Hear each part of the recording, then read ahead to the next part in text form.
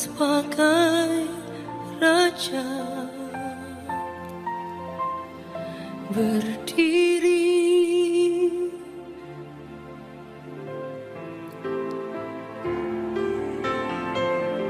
ditinggikan dan dipuji. Yesus kami puja, kami sembah. We welcome you, Lord. Berdiri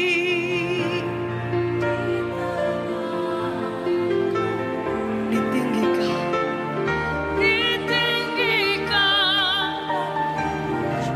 dipuji. Sembah dan puji. Amin. Sembah dan puji,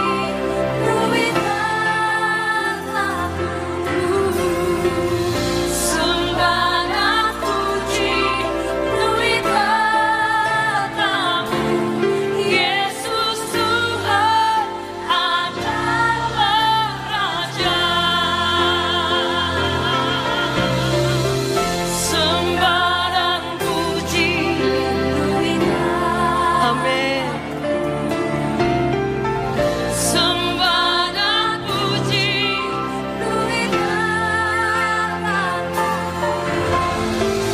sembah dan puji, Yesus Tuhan adalah Raja. Sembah dan puji, we glorify your name, oh God. Sembah dan puji,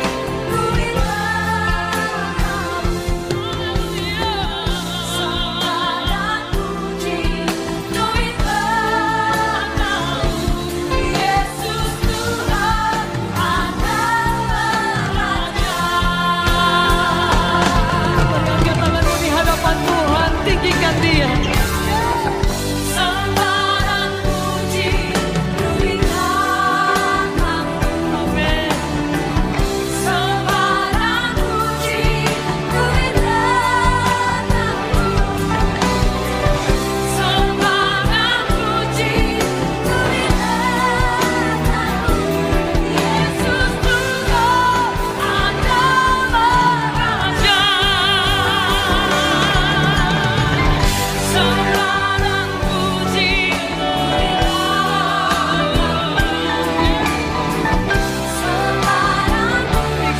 praise, oh God. Wonderful Jesus.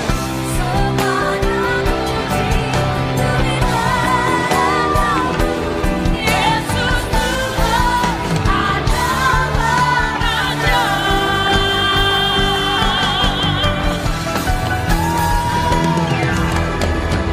Sembah dan puji, sembah dan puji, sembah dan puji, Yesus Tuhan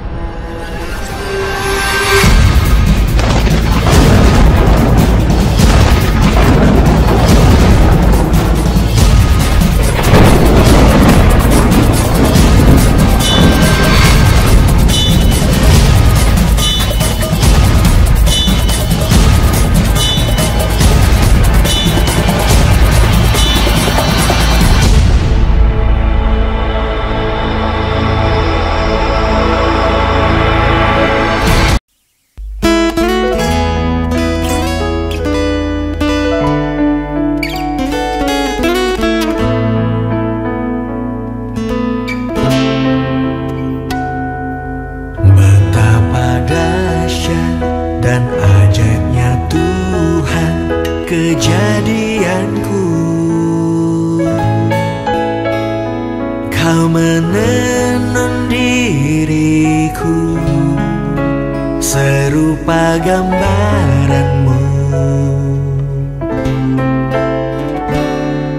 Sungguh berharga di matamu Tuhan kehidupanku. Kau membawa hatiku mendekat erat dengan hatimu.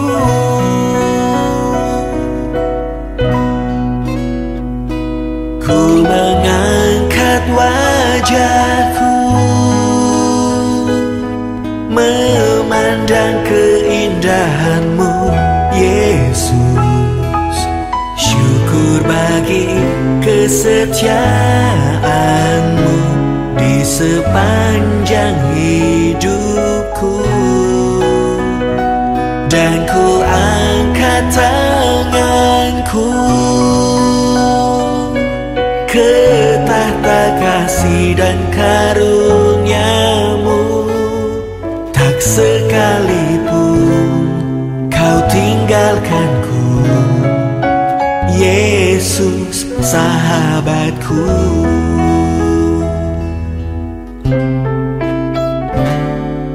Sungguh berharga di matamu Tuhan kehidupanku. Kau membawa hatiku mendekat erat dengan hatimu.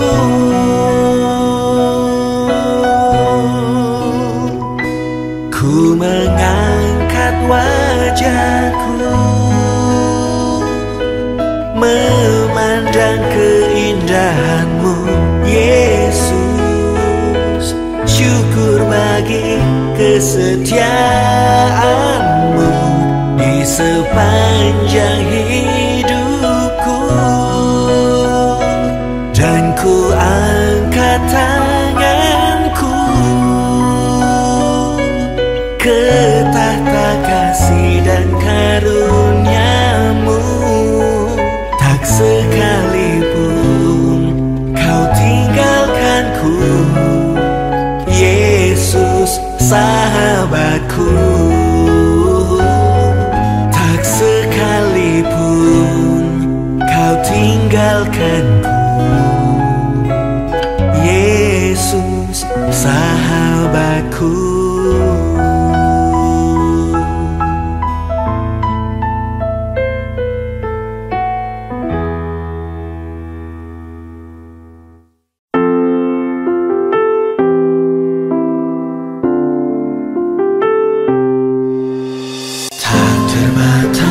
Kuasamu Tuhan, semua dapat kau lakukan.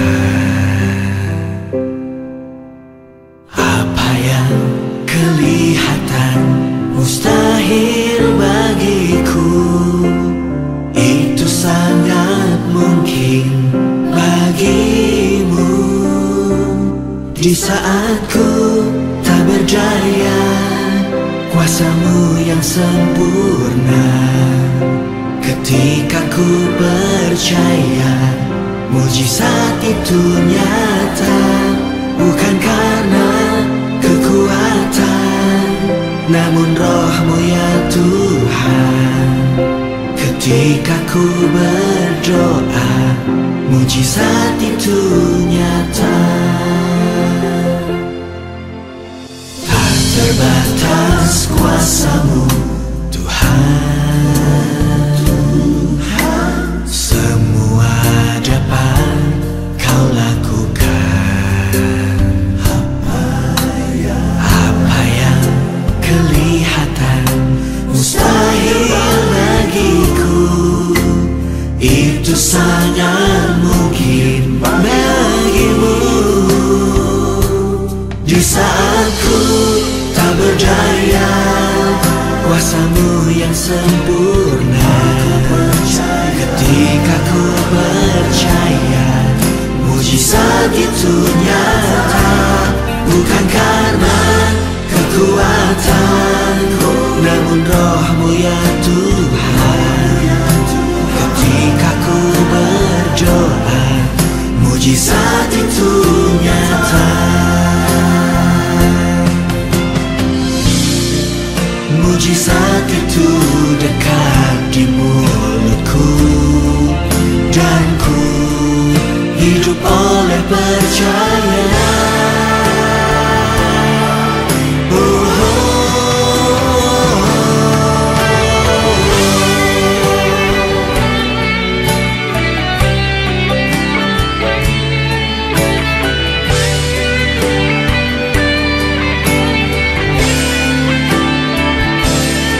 Saat ku tak berdaya, kuasa-Mu yang sempurna. Ketika ku percaya, mujizat itu nyata, bukan karena kekuatanku, namun Roh-Mu ya Tuhan. Ketika ku berdoa, mujizat itu nyata.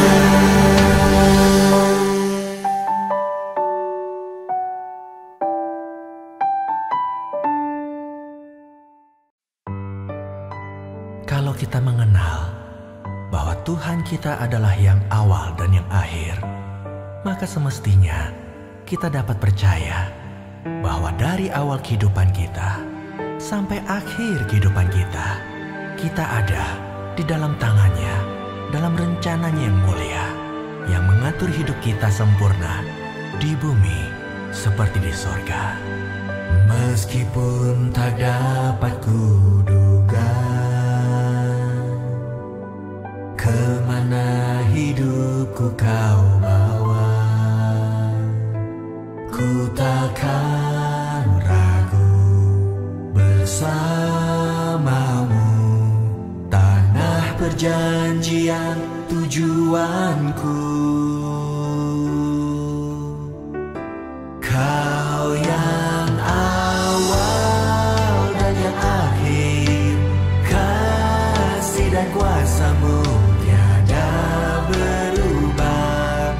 Aku percaya dari awal sampai akhir, Kau yang mengatur hidupku sempurna di bumi seperti di surga.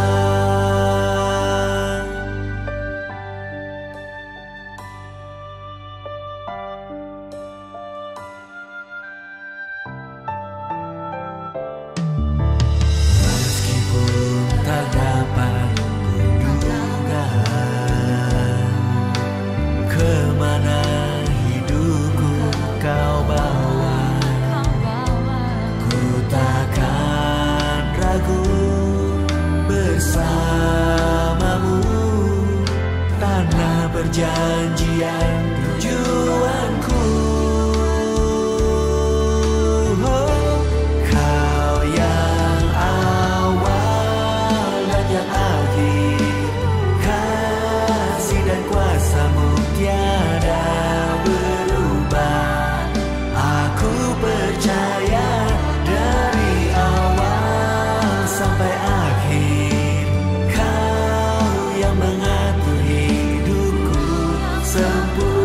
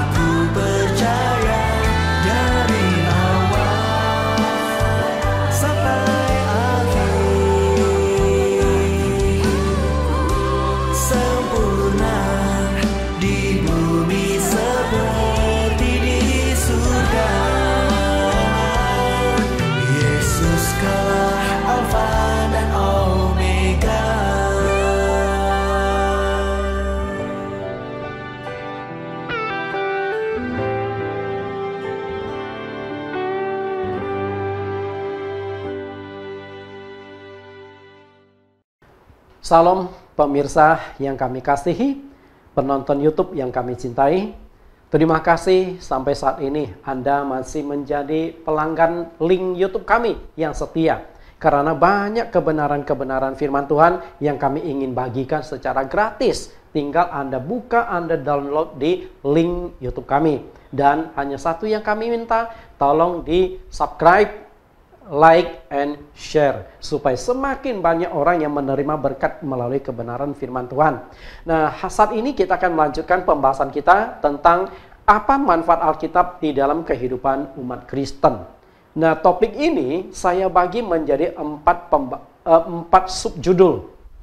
Yang pertama, Alkitab adalah makanan rohani bagi umat Kristen. Yang kedua, Alkitab adalah senjata rohani untuk melindungi diri dan untuk membalas menyerang iblis. Jadi, manfaat Alkitab itu banyak sekali. Dan kedua poin ini sudah saya kupas. Dan yang akan kita kupas saat ini adalah Alkitab adalah buku penuntun kehidupan umat Kristen. Dan juga Alkitab adalah kompas perjalanan menuju kerajaan sorga. Ini adalah bagian yang terakhir tentang Alkitab adalah firman Tuhan.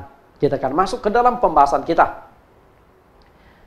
Yang ketiga, Alkitab adalah buku penuntun kehidupan umat Kristen. Saudara yang saya kasih di dalam Tuhan, kita coba merenungkan satu hal. Bayangkan jika di dalam hidup manusia di dunia ini tidak ada hukum dan aturan. Kira-kira apa yang terjadi ya? Hari ini kita bisa hidup, kita bisa bekerja dengan tenang, kita bisa hidup dalam keluarga dengan tenang, kemanapun dengan tenang. Karena ada aturan, ada hukum dalam negara kita. Sehingga tidak semua orang bisa bertindak seenaknya. Nah, seandainya di dunia ini atau di negara kita tidak ada hukum, kira-kira apa yang terjadi? Kita lihat di zaman hakim-hakim pernah ada satu masa hukum itu tidak berjalan. Hakim-hakim pasal 17 ayat yang ke-6. Pada zaman itu tidak ada raja di antara orang Israel. Setiap orang berbuat apa yang benar menurut pandangannya sendiri. Perhatikan kalimat, apa yang menurut pandangannya sendiri benar. Wah, begitu mengerikan. Jadi, orang bertindak seenaknya, berbuat seenaknya. Hukum riba yang berlaku. Menurut saya benar, you harus takluk kepada saya. Karena saya lebih berkuasa daripada you. Nah, bayangkan, seandainya tidak ada hukum di dunia, tidak ada aturan. Karena itulah, hukum itu mutlak dan sangat diperlukan dalam hidup manusia. Apapun hukum peraturan ini, kalau memang bermanfaat untuk mengatur hidup manusia menjadi lebih baik, pasti kita dukung. Karena itulah di dalam agama Kristen di dalam Roma pasal yang ke-13 juga mengajarkan kita harus takluk kepada pemerintah-pemerintah. Karena pemerintah inilah yang mengatur hukum, yang mengendalikan hukum demi kesejahteraan rakyat. Lalu dari mana berawal mula munculnya hukum itu?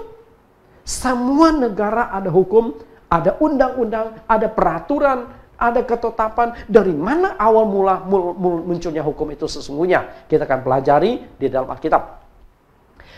Asal-usul manusia pertama. Ketika manusia ada, berarti hukum saat itu sebenarnya sudah diperlukan. Kita lihat Kejadian pasal 2 ayat 6-7. Bagaimana proses awal Allah menciptakan manusia. Tetapi ada kabut yang naik ke atas dari bumi dan membasahi seluruh permukaan bumi. Ketika itulah Tuhan Allah membentuk manusia itu dari debu tanah dan menghembuskan nafas hidup ke dalam hidungnya. Demikianlah manusia itu menjadi makhluk hidup. Kita lihat inilah penciptaan pertama kali. Pertama kali Allah ciptakan manusia yang bernama Adam. Diciptakan dari debu tanah.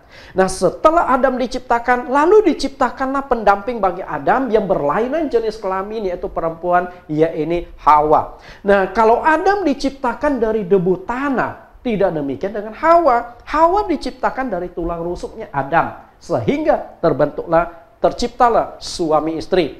Hari ini seluruh penduduk bumi yang saat ini kurang lebih 7 miliar manusia berasal dari Adam dan Hawa. Itu ditegaskan di dalam Kisah Rasul pasal 17 ayat yang ke-26. Dari satu orang saja ia telah menjadikan segala bangsa, suku bangsa untuk mendiami muka bumi ini. Jadi seluruh bangsa di dunia berasal dari Adam dan Hawa. Nah, ketika Allah sudah mulai menciptakan manusia, dan hidup manusia itu berarti perlu ada hukum, perlu ada aturan. Jadi kalau tidak ada hukum dan aturan, maka manusia akan hidup seenaknya, maunya dia sendiri. Kita lihat. Selanjutnya adalah tempat tinggal manusia pertama. Kejadian 2 ayat 8 sampai 9. Selanjutnya Tuhan Allah membuat Taman Eden di sebelah timur. Di situ dah ditempatkan manusia yang dibentuknya itu. Di sini dibuat Taman Eden di sebelah timur. Lalu Taman Eden di sebelah timur itu ada di mana persis lokasinya? Apakah Taman Eden ini ada di satu tempat di luar bumi ini? Tidak. Taman Eden juga di bumi. Persis lokasi Taman Eden itu ada di Timur Tengah. Kenapa saya katakan di Timur Tengah? Kita bisa melihat patokan. Di Taman Eden itu ada 4 buah sungai. Pison, Gihon, Tigris, dan Efrat. Ketika terjadinya air bah di zaman Nuh, 2 sungai Tigris dan Pison dan Gihon ini terhapus, tersapu. Sisa 2 sungai lagi, Tigris dan Efrat. Nah, tinggal kita cocokkan dengan peta dunia saat ini. Tigris dan Efrat itu ada di mana? Ada di Timur Tengah. Irak, Iran, Mesir, dan beberapa negara itu dialiri oleh sungai Tigris dan Efrat. Berarti Taman Eden itu lokasinya di sana. Ayat 15, Tuhan Allah mengambil manusia itu dan menempatkannya dalam Taman Eden untuk mengusahakan dan memelihara taman itu. Kita lihat, sebenarnya ayat 15 pun sudah ada semacam aturan. Aturannya adalah Adam dan Hawa bukan hanya tinggal nikmati tidur, makan, istirahat setiap hari. Enggak. Tapi di ayat 15, Tuhan sudah buat aturan manusia harus mengusahakan dan memelihara taman itu. Dengan kata lain, disinilah manusia itu harus bekerja.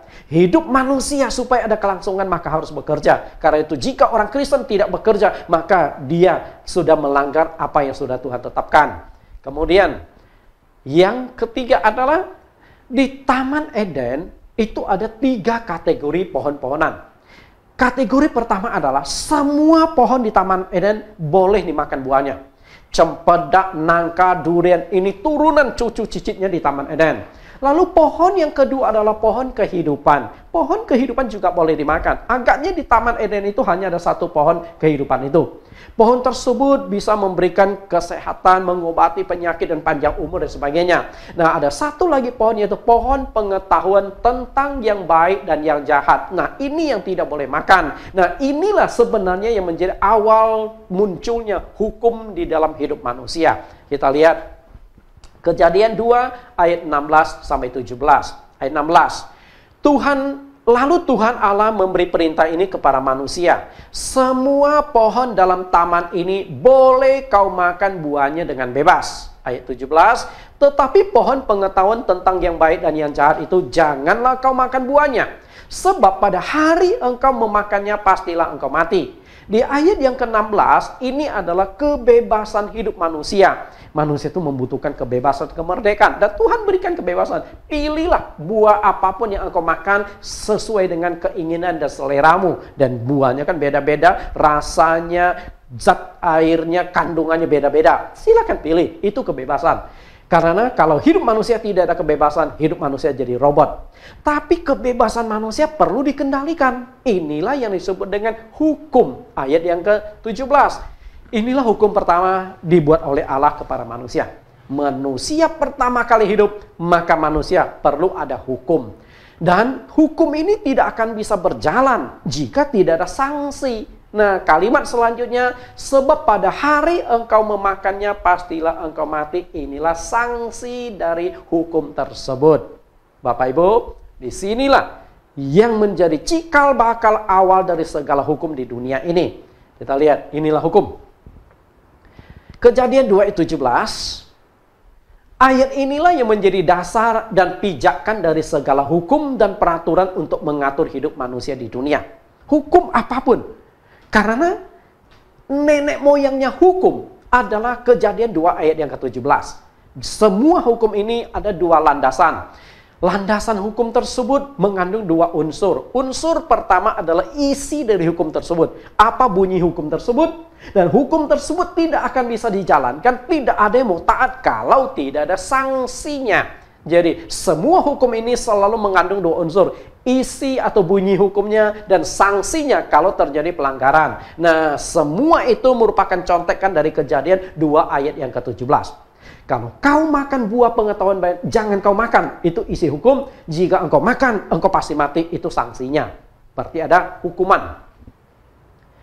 Namun sangat disayangkan, walaupun Tuhan sudah memberikan aturan atau hukum kepada nenek moyang kita, manusia tetap melanggar perintah Tuhan. Dan mereka memakan buah pengetahuan tentang baik dan jahat tersebut.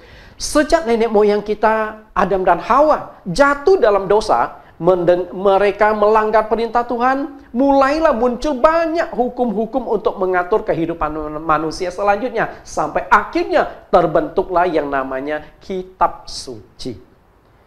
Jadi Alkitab yang begitu tebal. Kejadian pasal 3 itu adalah titik penentunya. Manusia jatuh dalam dosa.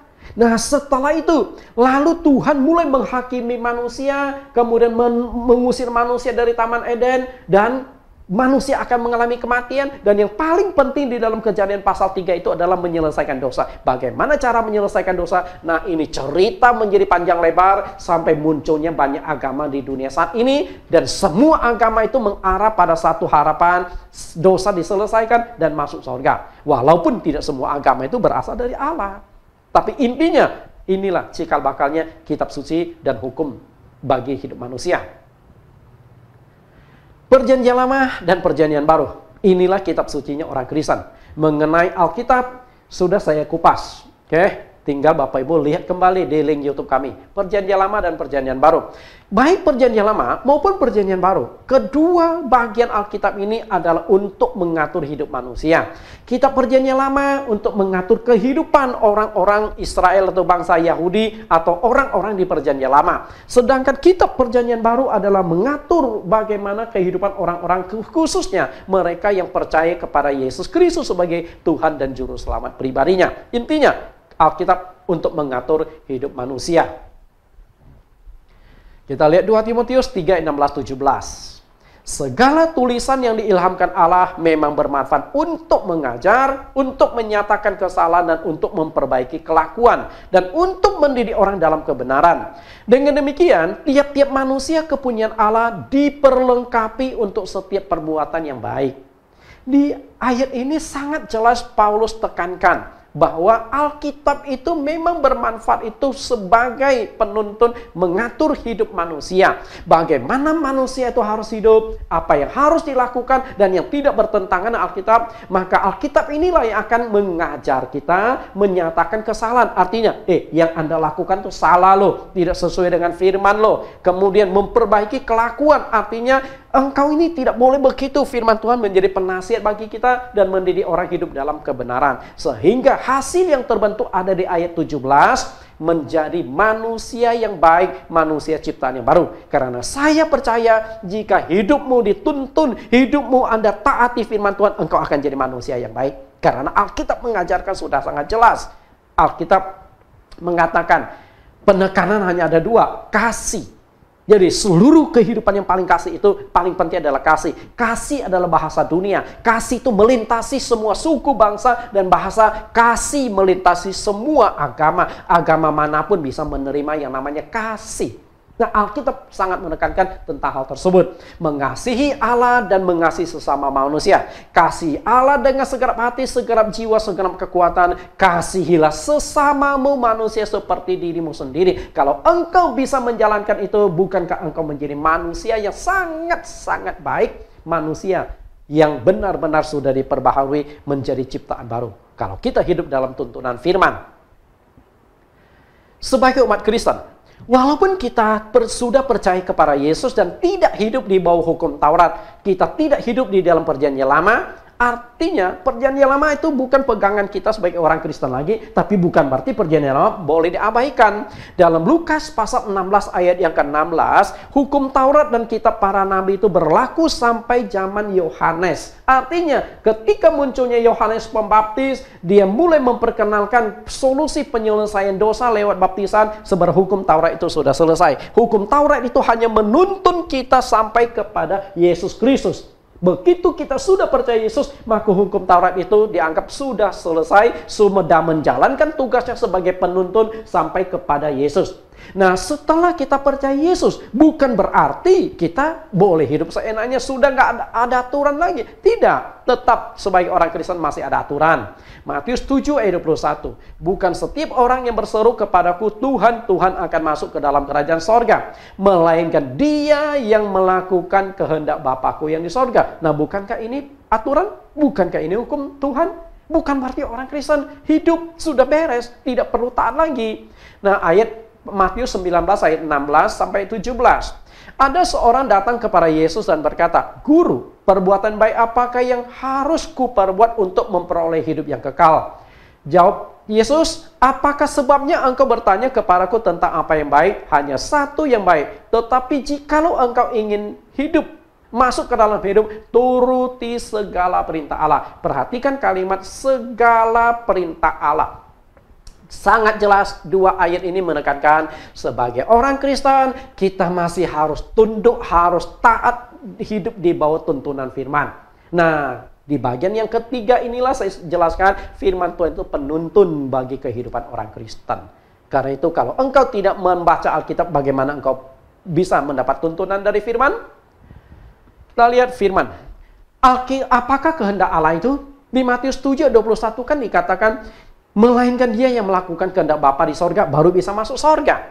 Apa kehendak Bapa itu? Dan yang Matius 19 ayat 16 sampai 17, apakah yang harus ditaati oleh orang Kristen supaya memperoleh anugerah keselamatan? Nah, semua ini sudah dijelaskan di dalam kitab suci, karena kitab suci adalah pedoman hidup orang Kristen. Tinggal Bapak Ibu baca, Bapak Ibu turuti saja apa yang diajarkan di dalam Alkitab. Banyak hal yang diatur di dalam Alkitab.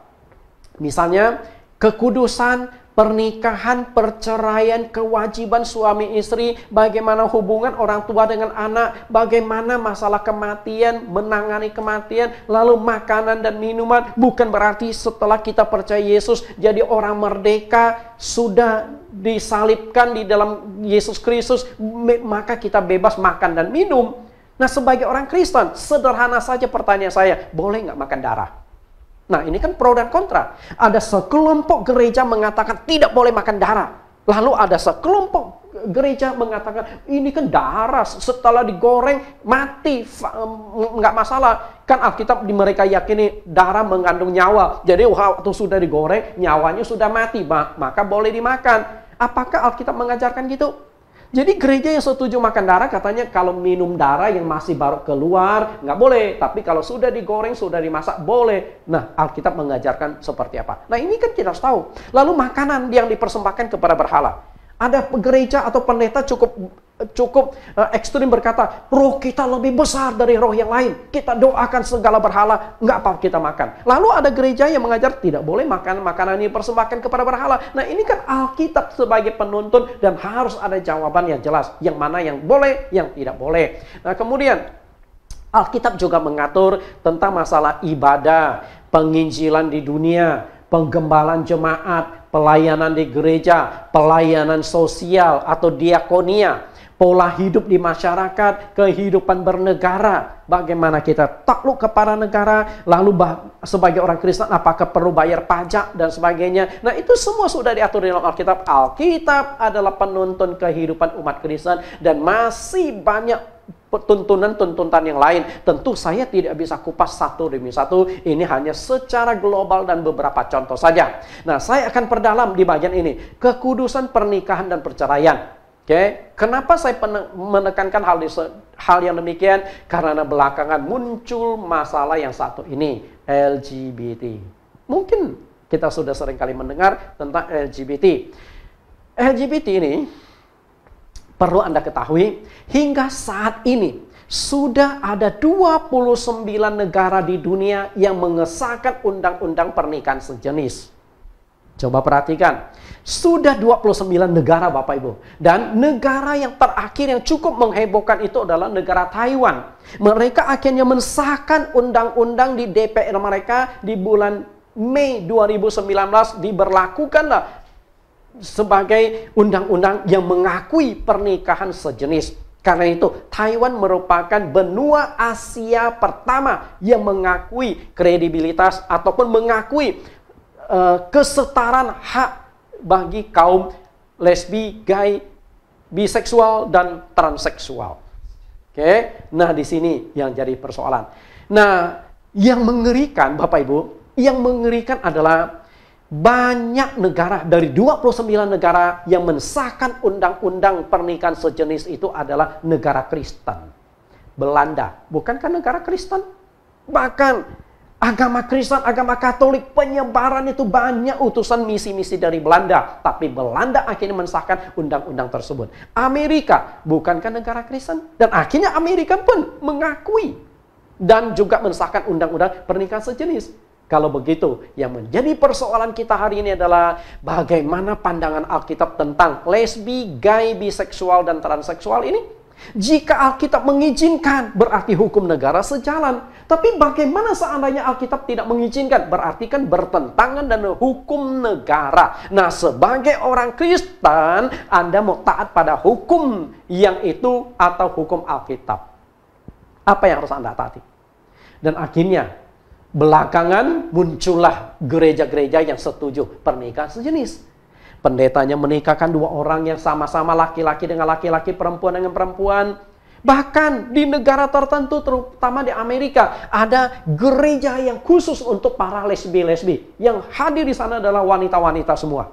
Bahkan mereka datang berpasangan. Lalu ada gereja gay. Bahkan gembalanya juga gembala gay. Dan mereka bergandengan tangan, laki-laki sama laki-laki duduk satu kursi. Inilah kehidupan zaman sekarang. Begitu menakutkan. Nah, kita lihat sekilas bagaimana penjelasan Alkitab tentang LGBT ini. Imamat 20 ayat 13.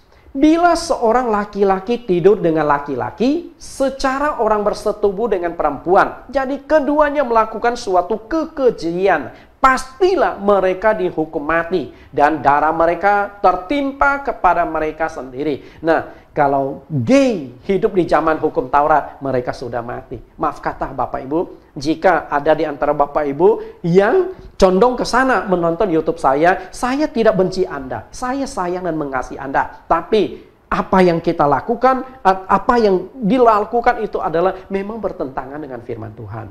Gay, bagaimana ada pernikahan sejenis, bagaimana mereka melahirkan, bagaimana punya anak, berarti kan sudah bertentangan dengan awal tujuan penciptaan manusia. Seberapa sih tujuan kita menikah? Apa sih tujuan menikah?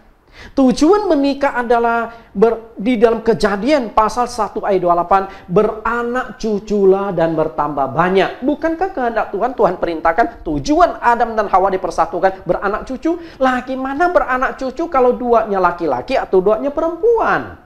Ini kan jelas tidak sejalan dengan firman Tuhan. Yang kedua adalah kebahagiaan.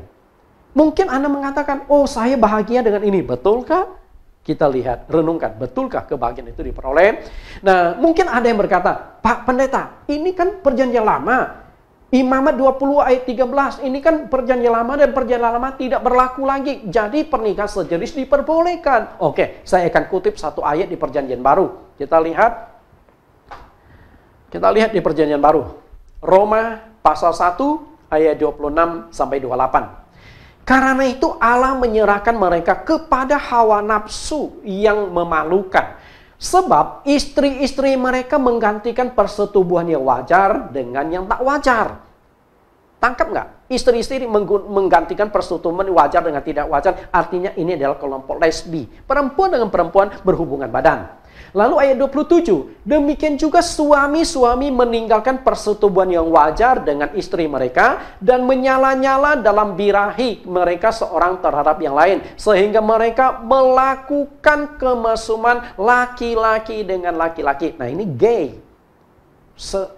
homo, homoseks, mereka lakukan. Nah, bagaimana penjelasan Paulus selanjutnya? Dan karena itulah mereka menerima dalam diri mereka balasan yang setimpal dengan kesesatan mereka. Tuhan katakan itu sesat. Karena itu, jika ada pendeta yang mendukung pernikahan sejenis, itu sesat. Jika ada gereja yang mendukung pernikahan sejenis, itu adalah sesat. Itu kan jelas sekali. Tapi orang kan nggak peduli sekarang.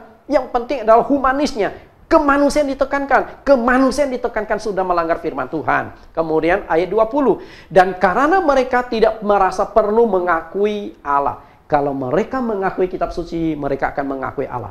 Kalau mereka tidak mengakui kitab suci, sebenarnya mereka tidak mengakui Allah. Jadi secara fisik banyak orang Kristen hanya Kristen KTP, status Kristen, tapi dalam hati mereka itu tidak ada Allah. Maka Allah menyerahkan mereka kepada pikiran-pikiran yang terkutuk sehingga mereka melakukan yang tidak pantas. Dan Allah serahkan, silakan. Dan ingat, Allah biarkan bukan berarti Allah setuju. Sama seperti Adam dan Hawa. Ketika Tuhan berkata, jangan makan buah pengetahuan baik dan jahat. Kalau engkau memakan pasti mati. Dan pada suatu ketika Adam dan Hawa sedang berjalan menuju pohon kehidupan. Tuhan tahu nggak? Tuhan tahu. Kenapa Tuhan tidak mencegah? Karena hukumnya sudah jelas. Kalau kau makan pasti mati. Lalu Adam dan Hawa sampai di depan pohon pengetahuan baik dan jahat. Tuhan juga tahu. Tuhan bisa cegah. Tapi Tuhan biarkan. Nah setelah itu Hawa mulai aktif berdialog dengan ular. Tuhan tahu nggak? Tahu. Tuhan bisa cegah nggak? Bisa. Tapi kenapa Tuhan tidak cegah? Karena hukumnya sudah jelas. Kemudian Hawa mulai memetik buah itu. Ketika memetik buah itu pun Tuhan tahu dan Tuhan bisa cegah. Dan saya ingin katakan lebih sedikit ekstrim. Alkitab mengatakan jangan kau makan buah itu. Nah buah itu mungkin sudah dibelah dua. Adam dan Hawa sudah menggigit buah itu. Ingat, baru digigit, belum dikunyah dan belum ditelan air dari buah pengetahuan baik dan jahat. Di saat kritis pun Tuhan bisa cegah. Siang bolong Tuhan mendatangkan petir. Mereka pasti kaget. Kemudian buang buah itu dikeluarkan dari mulut mereka, kumul pakai air, selesai. Tapi kenapa Tuhan tidak cegah? Kenapa Tuhan biarkan? Karena sanksi hukumannya sudah jelas. Engkau pasti mati. Demikian pula 29 negara yang mensahkan undang-undang tersebut. Apakah Tuhan tidak tahu? Tuhan tahu. Memang Tuhan biarkan. Karena memang dunia akan mencapai puncak kehancuran kebejatannya sebelum kedatangan Yesus yang kedua kali. Jika Anda membaca kitab Wahyu, Anda akan temukan Tuhan suruh keluar dari mereka karena dosa mereka sudah menumpuk sampai ke langit. Sebentar lagi Tuhan akan datang. Jika kasus Sodom dan Gomora saja hanya sekelompok orang melakukan hubungan sejenis homoseks, Tuhan tunggang balikkan 4 buah kota. Di Kejadian hanya mengungkapkan 2 kota, Sodom dan Gomora. Sebenarnya ada 4 kota, Sodom, Gomora, Zeboim, dan Adma. Ada 4 kota yang ditunggang-balikan oleh Tuhan gara-gara masalah dosa ini. Sekarang dosa yang dulunya dihancurkan oleh Tuhan, tetapi hari ini terang-terangan. Begitu mengerikan. Itulah zaman sekarang. Karena itu Alkitab adalah penuntun kehidupan kita. Bagaimana kita harus hidup, apa yang boleh kita lakukan dan yang tidak boleh kita lakukan. Itu bagian pertama. Nah sekarang kita akan masuk ke bagian yang terakhir. Alkitab adalah kompas menuju kerajaan sorga. Bapak Ibu coba perhatikan gambar apa ini. Pada topik ketiga, saya sudah jelaskan bahwa Alkitab adalah sebuah buku yang sulit sekali dimengerti. Karena sulit dimengerti, maka sangat berpotensi terjadi kesalahan tafsir. Bapak Ibu bisa melihat kembali di link YouTube kami. Alkitab adalah sebuah buku yang sulit dimengerti. Dan saya buktikan bahwa memang sulit dimengerti. Ketika murid-murid baca Alkitab, mereka juga sulit mengerti. Itu dicatatkan di Lukas pasal yang ke-24 ayat 44. Di Kisah Rasul 8. Sida-sida Ethiopia, menteri keuangan, baca Alkitab, dia juga nggak mengerti. Sampai hari ini, ketika kita membaca Alkitab, belum tentu kita bisa mengerti. Nah, karena Alkitab sulit dimengerti, maka sangat berpotensi terjadi kesalahan tafsir. Kita lihat akibat dari kesalahan tafsir itu apa? Perhatikan gambar ini Bapak Ibu. Satu orang kartun ini berdiri di tengah-tengahnya, dan ada 4 mata angin. 3 mata angin ini ada api, artinya itu jalan menuju kebinasaan. Dan hanya ada 1 jalan menuju ke sorga. Seandainya dia salah memilih jalan, artinya dia mengalami kebinasaan. Nah, di Kristen juga banyak sekali ajaran-ajaran. Gereja satu dengan gereja lain itu berbeda-beda. Ajaran mana yang bisa menuntun kita masuk ke sorga? Karena Alkitab adalah penuntun, maka ajaran harus kembali ke Alkitab, back to Bible. Anda tidak boleh menyimpan dari Alkitab untuk memperoleh anugerah keselamatan. Salah tafsir, akibatnya itu adalah kebinasaan. Perhatikan yang dikatakan oleh Petrus. 2 Petrus pasal 3 ayat 15-16.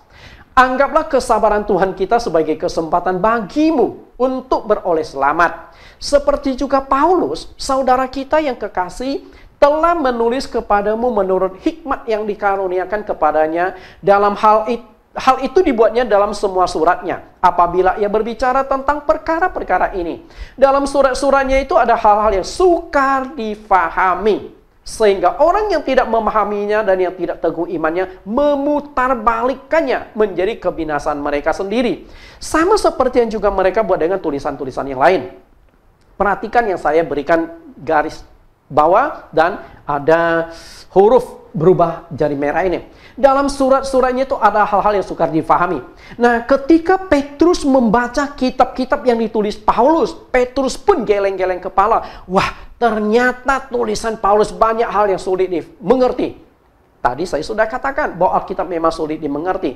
Paulus dengan hikmat dari Tuhan, Roh Kudus yang memimpin dia, sehingga dia menulis banyak ayat-ayat yang sulit difahami. Kalau zaman dulu kan nggak ada handphone. Saya percaya ketika Petrus membaca tidak mengerti, dia tinggal WhatsApp, dia tinggal foto, kirimkan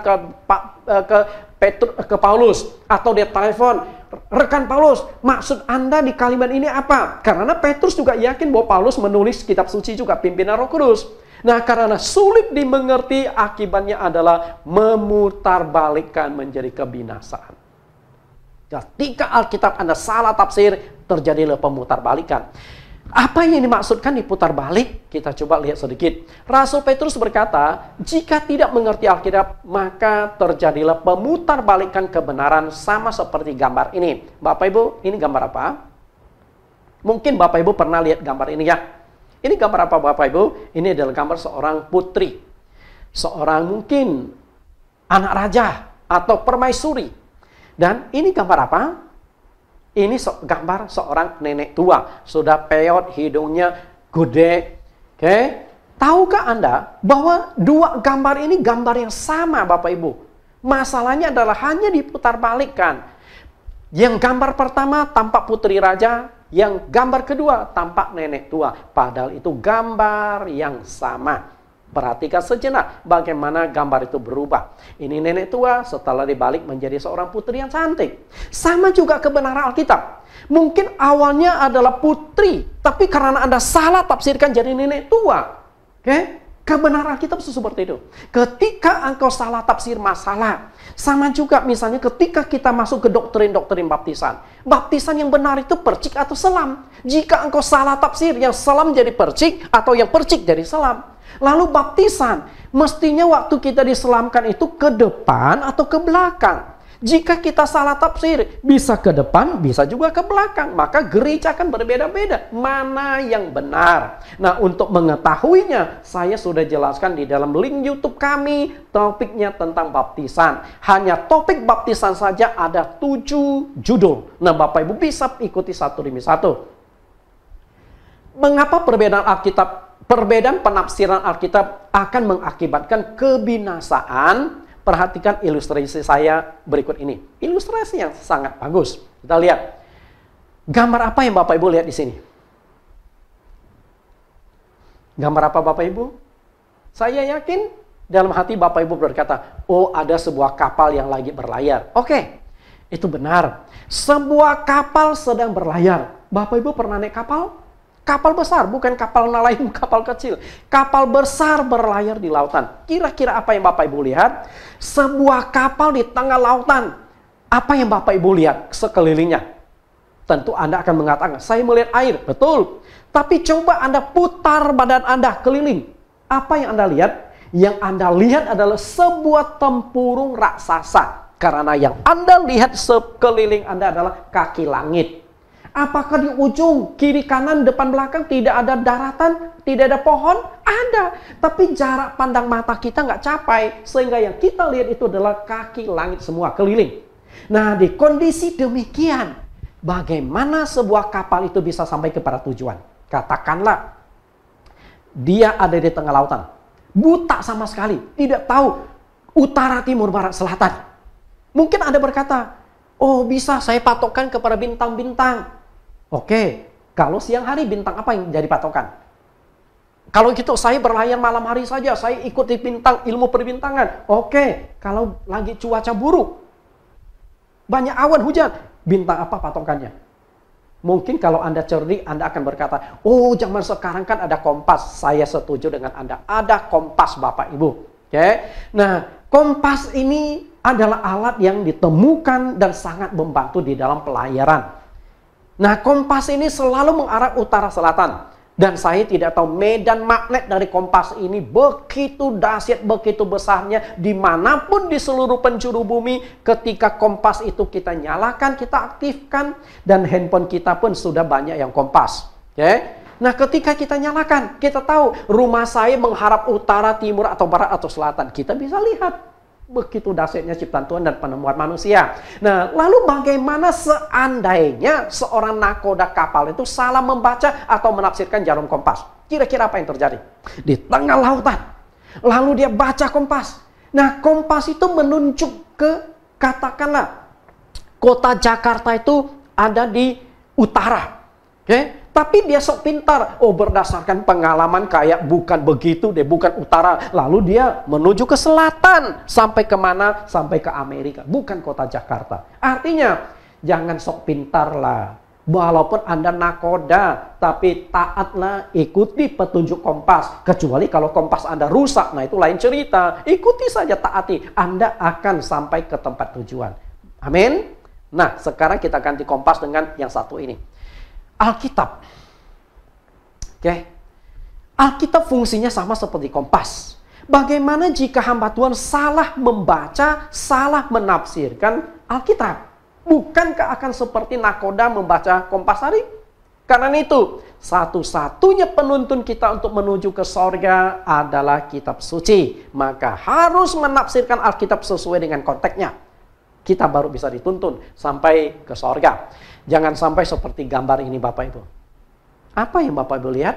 Di sini ada satu barisan orang panjang. Dan uniknya, semua itu berpegangan pundak. Kecuali yang di depan. Tapi yang di depan ini dibantu dengan sebuah tongkat. Dan ada uniknya adalah semuanya itu pakai kacamata hitam. Anda tahu ayat apa yang akan saya kutip? Kita lihat dari Matius 15 ayat 14. Biarkanlah mereka orang buta yang menuntun orang buta. Jika orang buta menuntun orang buta, pasti keduanya jatuh ke dalam lubang. Itu yang jadi persoalan Bapak Ibu. Orang buta menuntun orang buta.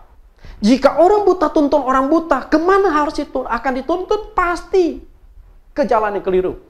Orang buta pertama penuntun, orang buta kedua adalah yang dituntun. Jika orang buta pertama masuk ke dalam lubang, orang buta kedua dan selanjutnya masuk ke dalam lubang nggak? Masuk. Karena itulah Bapak Ibu, hari ini sebagai pendeta itu tidak semudah yang Bapak Ibu bayangkan. Kita ini penuntun. Jika ada hamba Tuhan yang menonton YouTube kami ini, saya ingin ingatkan dan juga peringati dengan baik-baik. Kita ini penuntun bagi jemaat yang kita gembalakan.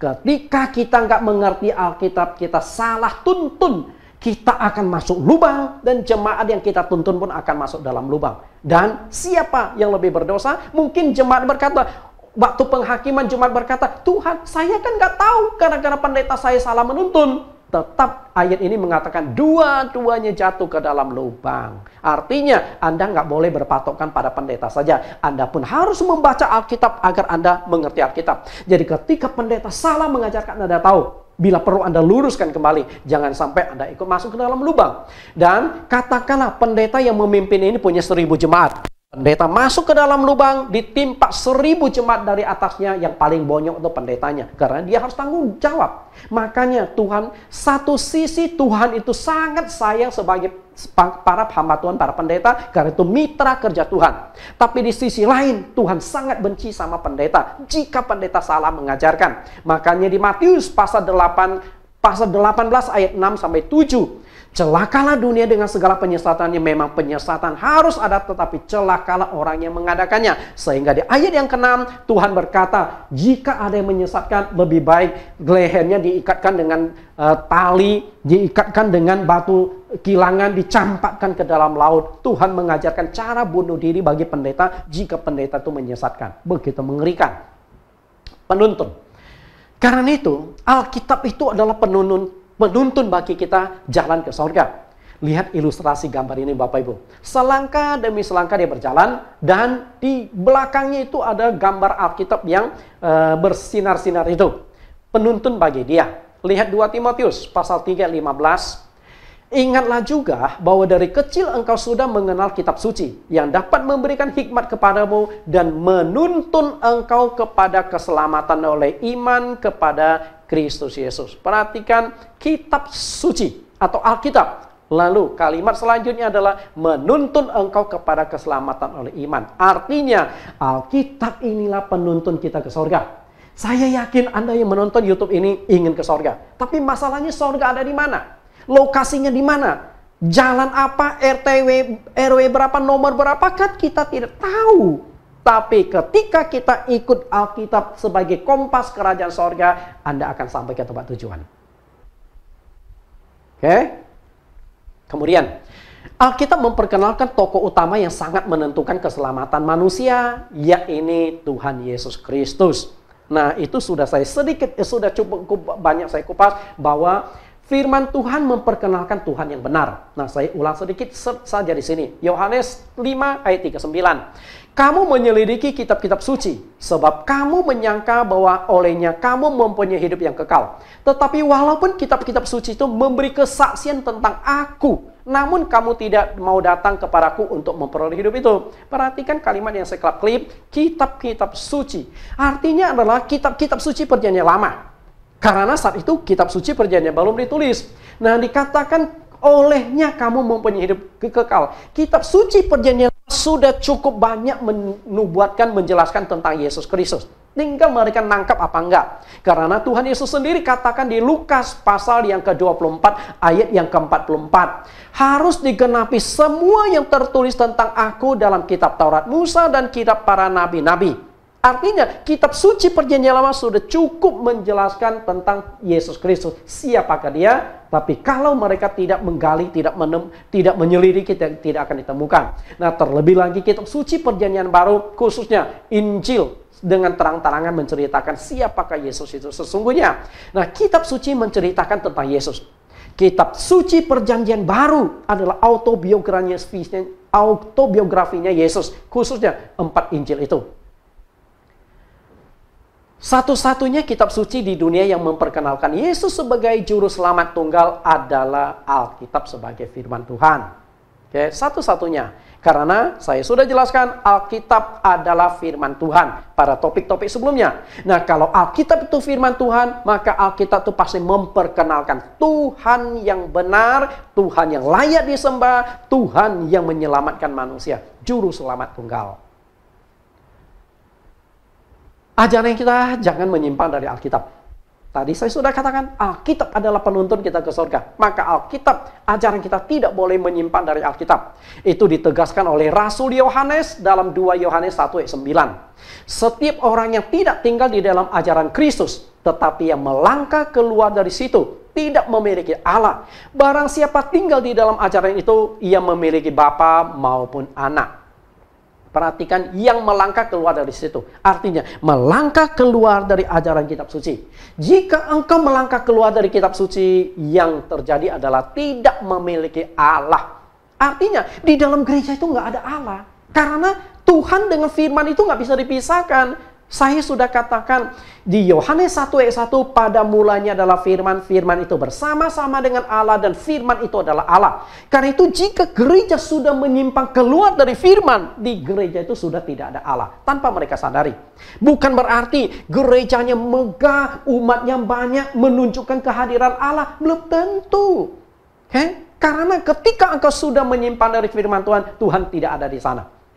Akhirnya itu menjadi hanya semacam rumah ibadat. Lalu apa bedanya rumah ibadat gereja dengan rumah ibadat agama lain? Sebagai orang Kristen, saya yakin engkau percaya Yesus sebagai Tuhan dan Juru Selamat. Tapi ketika engkau menyimpang dari Alkitab, engkau pun tidak akan selamat. Karena Yesus dengan firman-Nya tidak bisa dipisahkan. Kesalahan membaca jarum kompas mengakibatkan kapal salah arah, salah berlabuh.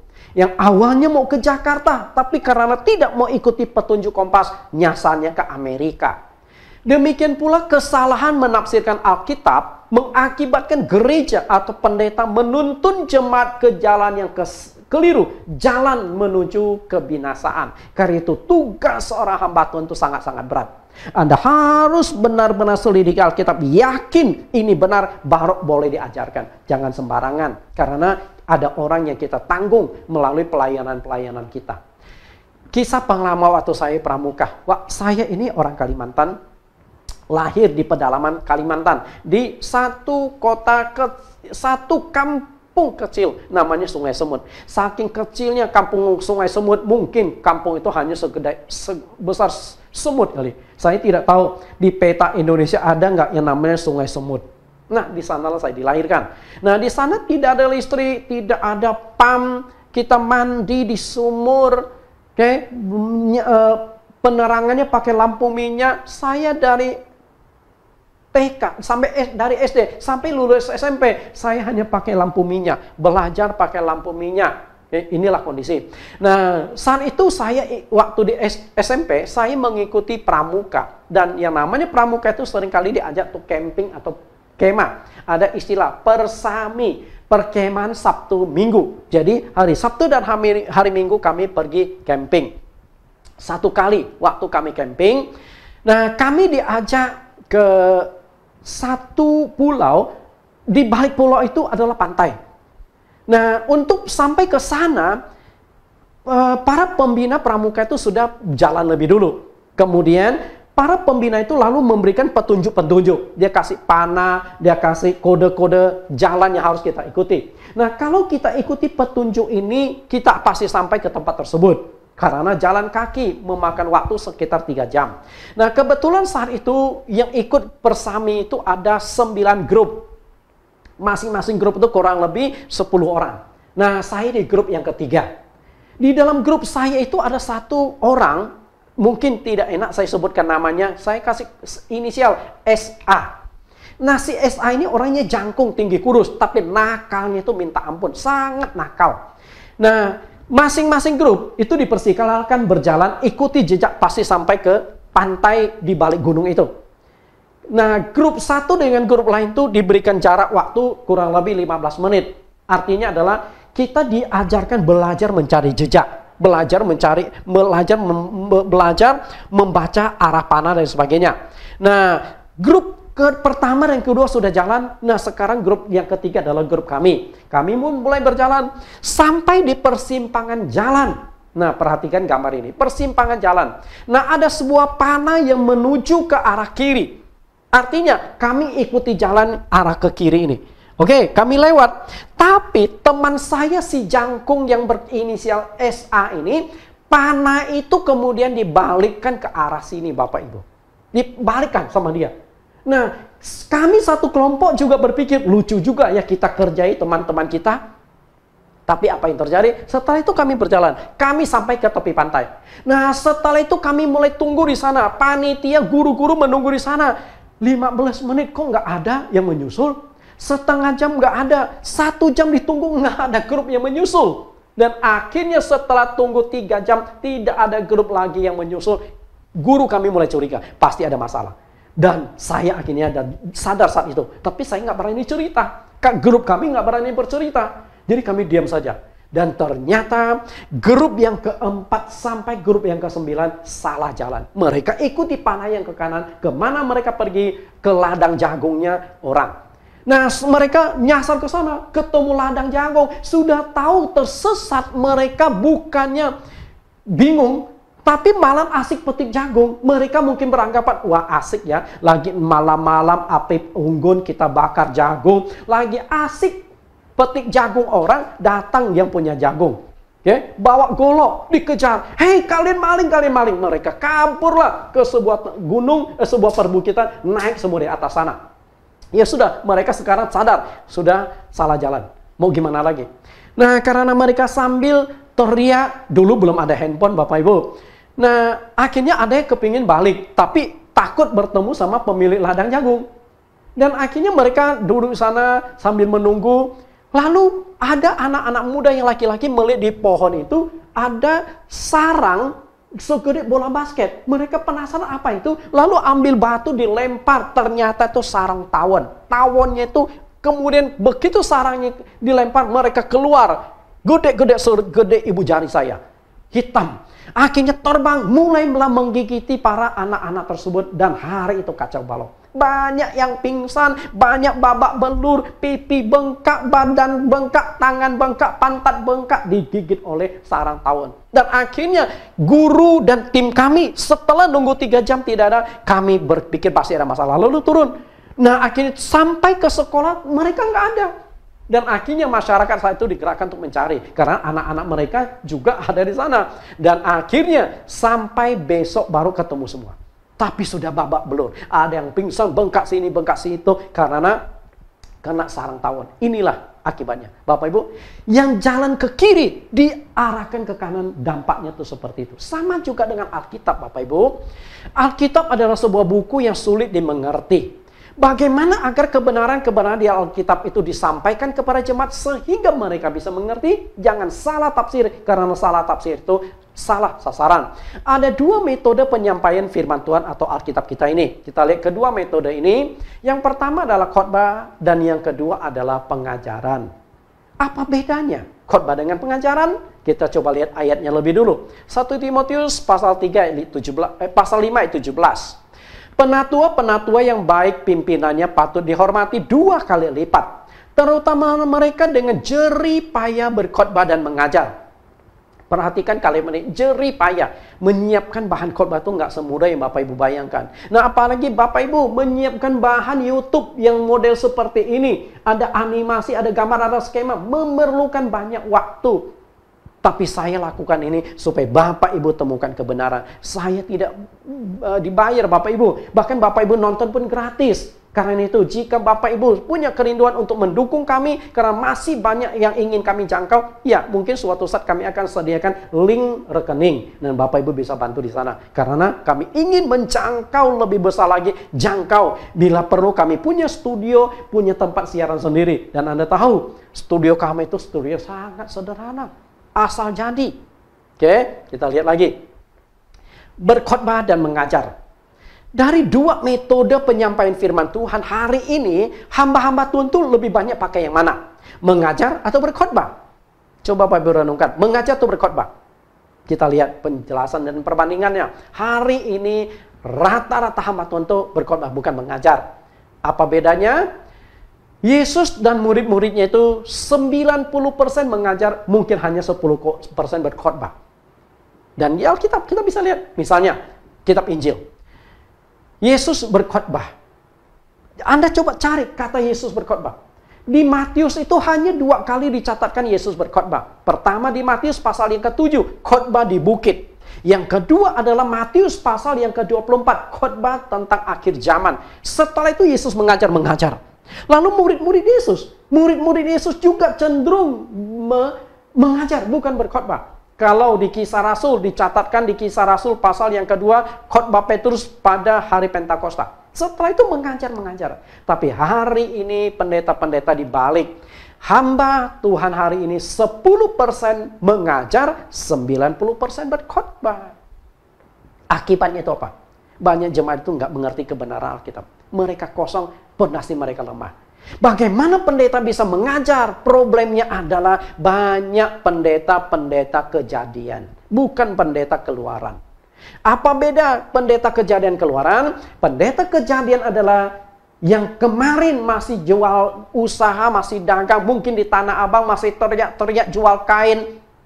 Tapi hari ini, besok sudah teriak-teriak di atas mimbar, sudah menjual firman. Gimana? Tanpa lewat sekolah teologi, dia mengajarkan kebenaran. Nah, satu-satunya yang cari adalah khotbah. Nggak mungkin pengusaha yang jadi pendeta itu bisa mengajar. Nggak mungkin. Karena dia nggak ada dasar pondasi teologinya. Tidak pernah sekolah teologi. Karena itulah khotbah sangat menonjol hari ini. Perbedaannya di mana? Kita lihat. Yang namanya berkhotbah, itu materinya tuh ringan. Oke, materinya ringan. Sedangkan mengajar, materinya tuh berat. Sangat berat. Kemudian berkhotbah, ayat Alkitab itu hanya sedikit. Maka kita lihat pengkhotbah hanya kutip beberapa ayat putar sini, putar sana, masukkan cerita, masukkan ilustrasi, masukkan humor, masukkan kesaksian. Sudah khotbah 2 jam. Hanya 2-3 ayat. Sedangkan kalau yang namanya mengajar, itu harus banyak ayat yang dimunculkan. Koneksi sini, koneksi sana, harus ditarik benang merahnya satu dengan yang lain. Makanya ketika Anda menonton YouTube saya, menonton YouTube kami, hanya satu judul saja bisa puluhan ayat itu keluar. Karena itu bagi Anda yang benar-benar ingin memahami Alkitab, yang ingin membangun fondasi Alkitab di dalam kehidupan Anda, cocok sekali pengajaran link YouTube kami ini. Kemudian, penguasaan Alkitab itu sangat relatif. Artinya, yang namanya berkhotbah tidak perlu menghafal Alkitab.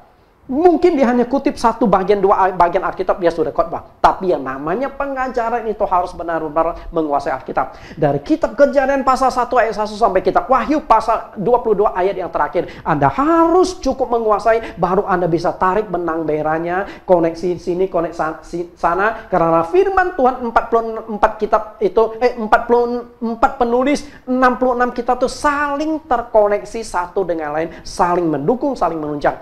Ada nubuat lalu digenapi tempat lain.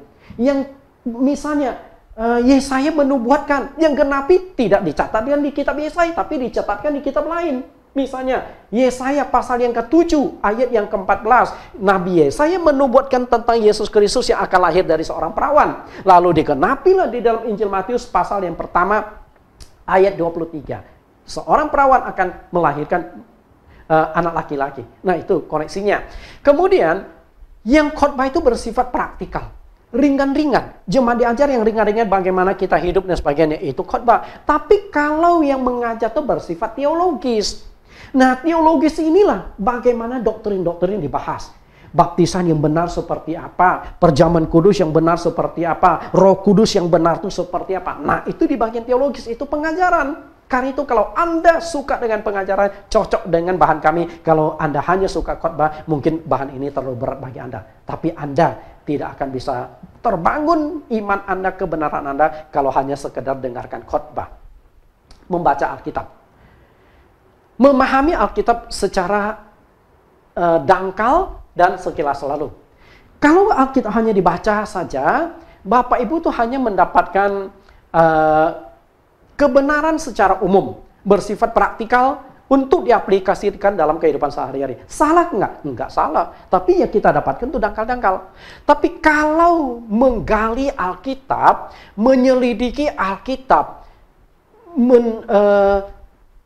mendalami Alkitab, yang akan kita dapatkan itu adalah kebenaran secara teologis.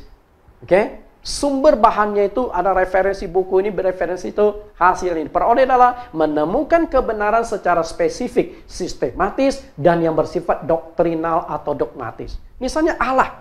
Allah ini betulkah ada 3, Bapa, Anak, Roh Kudus? Allah Tritunggal? Nah, bagaimana kita jelaskan? Nah, dari hasil penggalian baru akan kita tahu. Allah yang Esa ini bagaimana mewujudkan diri dalam Bapa, Anak, dan Roh Kudus. Ketika kita salah jelaskan, maka tidak heran orang-orang lain beranggapan Allahnya orang Kristen ada 3. Karena apa? Kita tidak menggali dengan baik dan tidak bisa menjelaskan dengan baik. Apakah dampak jika seorang hamba Tuhan hanya mementingkan khotbah dan mengabaikan pengajaran Alkitab? Dampaknya ada di Hosea pasal 4 ayat yang ke-6. Umatku binasa karena tidak mengenal Allah.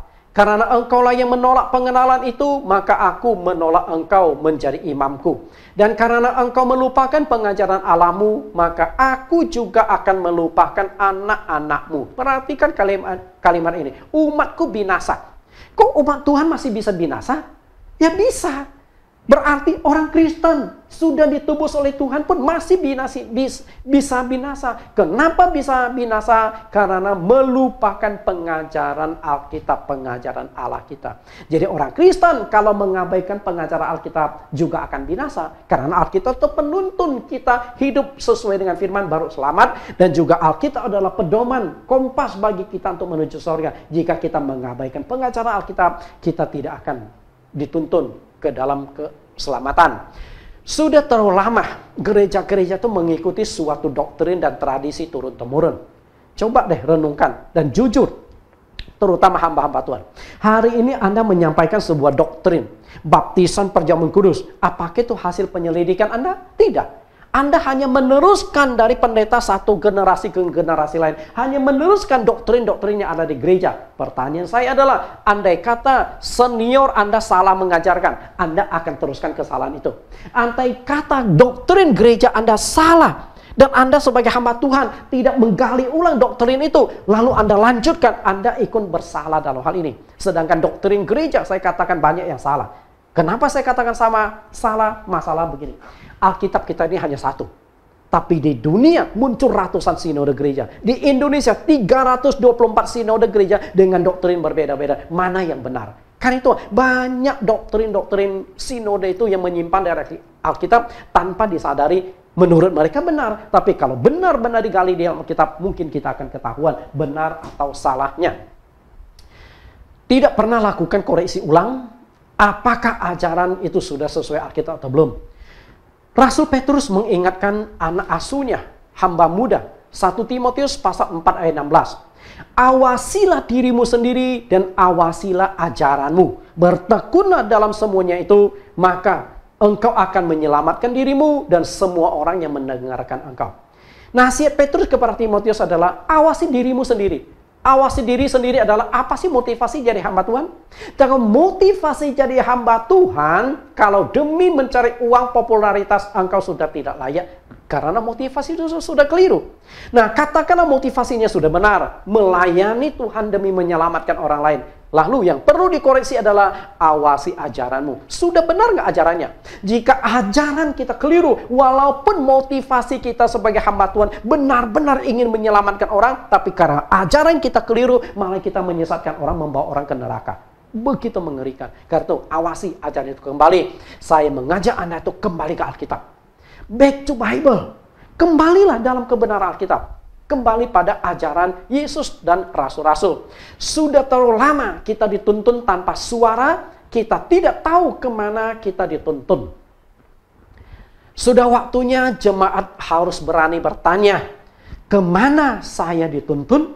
Apakah ajaran gereja saya sudah sesuai Alkitab? Pertanyaan itu harus selalu ada dalam diri pendeta, juga dalam diri jemaat masing-masing. Benarkah ajaran gereja saya? Jangan-jangan kita sedang berjalan menuju ke neraka karena ajaran kita yang keliru, tapi kita tidak sadar. Saya perlu dukungan Anda untuk bersama-sama saya melakukan koreksi ulang doktrin yang diajarkan selama ini. Karena itulah saya banyak membongkar doktrin-doktrin yang dijalankan oleh gereja-gereja hari ini. Nah, saya punya topik yang berkaitan dengan keselamatan itu ada 10 topik. Dan yang sedang saya kupas itu adalah salah satu topik, yaitu percaya Alkitab adalah firman Tuhan. Itu topik yang kedua. Nah, di topik yang kedua saja itu masih ada judul-judul. Yang sedang kita kupas adalah subjudulnya. Subjudul, manfaat Alkitab dalam kehidupan kita sebagai orang Kristen. Bapak Ibu, semua pengajaran-pengajaran kami berikan, sampaikan melalui satu ministry namanya Bible Teaching Ministry. Karena itu, jika Bapak Ibu ingin mendapatkan banyak pengajaran, silakan kunjungi YouTube kami di Bible Teaching Ministry. Bapak Ibu mungkin bisa ketik nama saya di bagian search-nya. Nah, kemudian silakan buka link YouTube kami di Bible Teaching Ministry. Begitu Bapak Ibu buka Bible Teaching Ministry, mungkin layarnya akan muncul seperti ini. Oke, ada bagian search. Di bagian search-nya ketiklah Bible Teaching Ministry. Nah, begitu diketik akan muncul banyak pengajaran-pengajaran di dalamnya. Nah, kalau di layar itu terpampang ada Yesus adalah Allah yang benar, Yesus juru selamat tunggal, 3 khasiat baptisan, dan bagaimana cara baptisan yang benar. Masih banyak pengajaran-pengajaran kami punya kerinduan memasukkan sampai ratusan pengajaran-pengajaran di sini karena kami berbicara jangka panjang dan kami rindu menjangkau banyak orang dan kami rindu agar Bible Teaching Ministry itu menjadi besar dan mungkin butuh dukungan dari Bapak Ibu. Jika Bapak Ibu bisa mendukung dalam dana, kami sangat-sangat berterima kasih. Dan jika Bapak Ibu tidak bisa mendukung dalam dana, dukung dalam doa. Dan jika doa saja susah, dukunglah kami dengan menekan subscribe. Tekan lonceng supaya makin banyak orang yang menonton acara link YouTube kami ini. Dari 10 pokok pengajaran, kita sudah selesaikan. Pokok yang kedua, percaya Alkitab sebagai firman Tuhan. Dan untuk ke depan, saya akan lanjutkan pembahasan bertobat dari segala kejahatan. Topik yang ketiga adalah pertobatan. Nah, tinggal Bapak ikuti, lanjutkan pelajaran dengan membuka link YouTube kami. Tuhan Yesus memberkati. Kita akan berdoa sejenak. Terima kasih Bapa di surga. Hamba-Mu sudah menyelesaikan bagian yang kedua. Manfaat Alkitab dalam kehidupan sebagai orang Kristen.